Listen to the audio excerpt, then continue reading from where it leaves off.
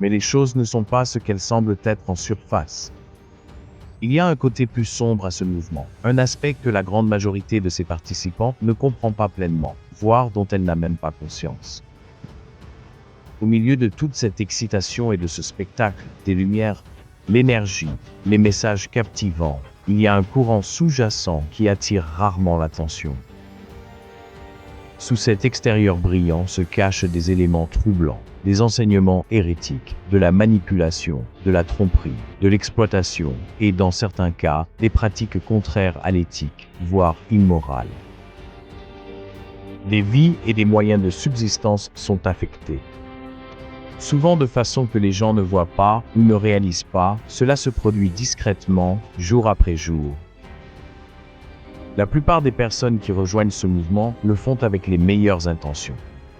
Ils cherchent une connexion plus profonde avec Dieu, espérant expérimenter sa puissance d'une manière nouvelle et enthousiasmante et avoir un impact significatif pour son royaume. Mais derrière les machines affinées, les expériences spirituelles spectaculaires, les promesses de miracles et les affirmations de la puissance de Dieu se cache une réalité dure. Pour certains, c'est un lieu de rêve brisé, de relations endommagées et de confiance détruite, non seulement envers les dirigeants ou l'Église, mais envers Dieu lui-même. Pour beaucoup, cela conduit à une crise de foi et malheureusement, certains ne s'en remettent jamais. Ceux qui partent se sentent souvent profondément blessés et ébranlés. Reconstruire prend du temps.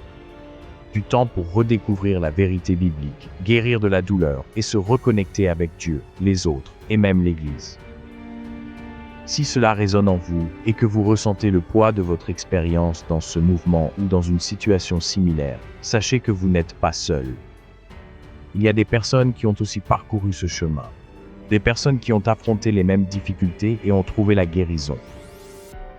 Vous trouverez des liens dans la description de la vidéo pour entrer en contact avec des chrétiens dévoués qui se consacrent désormais à aider les autres à guérir et à se remettre des blessures et de la souffrance vécue dans le nard et des mouvements similaires.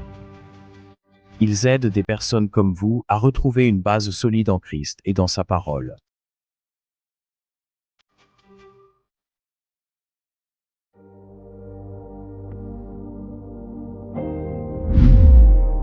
Il y a deux groupes de personnes liées au nard, ceux qui se précipitent dans le mouvement et ceux qui s'en éloignent en courant. Après avoir été confrontés aux dures réalités de ces croyances et de ces pratiques. Presque tous ceux qui ont quitté le nard disent qu'ils ne se rendèrent pas compte au début de ce dont ils faisaient partie, ni que quelque chose clochait. À l'époque, ils croyaient sincèrement que c'était légitime et que leur engagement bénéficiait de la bénédiction de Dieu, comme beaucoup de personnes. Il a fallu des années, parfois beaucoup d'années, pour enfin comprendre ce qui se passait réellement. Même lorsqu'ils ont commencé à remarquer à quel point le mouvement, ses dirigeants et ses pratiques étaient contraires à la Bible, partir n'a pas été un choix facile. Beaucoup ont décrit le processus de départ ou de fuite comme absolument déchirant. La plupart admettent s'être impliqués sans vraiment comprendre dans quoi ils s'engageaient, et une fois à l'intérieur, ils y étaient retenus d'une manière dont ils ne se rendaient même pas compte à l'époque. Pour la plupart, ils appréciaient d'en faire partie, totalement inconscients du fait qu'ils étaient en réalité piégés. Ce n'est que lorsque leurs yeux spirituels se sont ouverts et qu'ils ont essayé de partir, qu'ils ont vu à quel point ils étaient profondément pris dedans et combien il était difficile de simplement s'en aller. À l'époque, faire partie du nard semblait agréable, presque doux, mais une fois que l'amère vérité a commencé à s'imposer, ils ont su qu'ils devaient partir, et vite. Mais nous en parlerons davantage dans la deuxième partie de cette série sur le nard. Dans la vidéo d'aujourd'hui, nous allons explorer l'attrait sombre et le pouvoir de fascination du nard, ainsi que les éléments qui captivent et attirent des millions de personnes dans ce mouvement d'église influent. Bien que de nombreux facteurs contribuent à son attrait, nous allons nous concentrer sur quelques-uns des plus importants qui façonnent ce phénomène. Dans notre vidéo de suivi, nous examinerons les facteurs qui maintiennent les gens prisonniers de ce mouvement, souvent sans même qu'ils s'en rendent compte, et nous verrons également ce qui pousse un nombre croissant de personnes à fuir ce mouvement. Restez avec nous, car ce que vous allez découvrir pourrait bien changer à jamais votre vision de l'Église moderne populaire et du christianisme de réveil.